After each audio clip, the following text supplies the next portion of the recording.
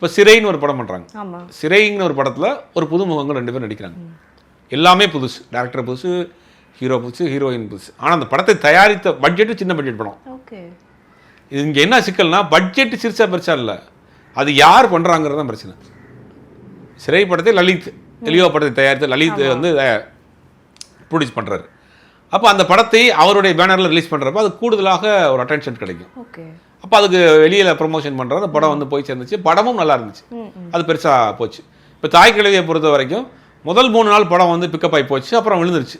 அந்த முதல் 3 நாள் அந்த பில்டப்பை ஏற்றுனது சிவகார்த்திகேயன். சிவகார்த்திகேயன் தொடர்ந்து இன்டர்வியூ கொடுத்தாரு, ப்ரொமோஷன் கொடுத்தாரு, ஈவெண்ட் நடத்தினார், சோஷியல் மீடியா இன்டர்வியூ, படத்தை பற்றி அங்கங்கே செலிபிரிட்டி ஷோஸு எல்லாம் பேசி பேசி பேசி படத்துக்கு ஒரு ஹைப்பை கிரியேட் பண்ணி ஒரு 3 நாள் ஓடிச்சு படம். அதுக்கு பிறகு கொஞ்சம் அப்படி கொஞ்சம் டவுன் ஆயிடுச்சு. படம் ஓரளவுக்கு இருந்துச்சு, படம் ஒரு நேட்டிவிட்டியோட ஒரு படம். ஆனால் இந்த சின்ன படங்களுக்கு என்னென்னா எதுவுமே இருக்காது. நல்ல படமாக இருந்தாலும் அவங்க கொண்டு போய் சேர்க்கறதுக்கு உண்டான இது கிடையாது, பிளாட்ஃபார்ம் இருக்காது. அப்போ என்ன பண்ணணும், சிறு பட்ஜெட் படம் பண்ணுறவங்க குறைந்தபட்சம் ஏதாவது ஒரு பெரிய நிறுவனத்தோடு டைப் பண்ணி பண்ணணும். இப்போ சிவகார்த்திகேயன் படம் அது வேற ஒருத்தர் பண்ணி சிவகார்த்திகேயன் டைப் பண்ணி பண்ணுறாங்க.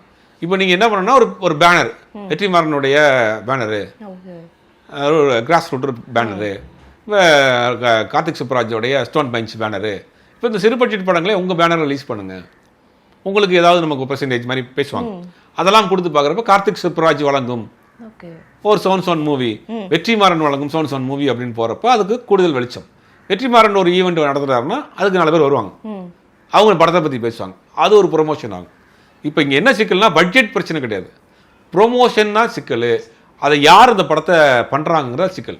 இதை சரி பண்ண வேண்டியது யாருன்னா சங்கங்கள் தான். தயாரிப்பாளர் சங்கம் இருக்குது, 2 தயாரிப்பாளர் சங்கம் இருக்குது, நடப்பு தயாரிப்பாளர் சங்கம் ஒன்று இருக்குது, தயாரிப்பாளர் சங்கம் ஒன்று இருக்குது. இவங்க சின்ன பட்ஜெட் படங்களுக்கு என்ன பண்ணியிருக்காங்க, ஒன்றுமே கிடையாது.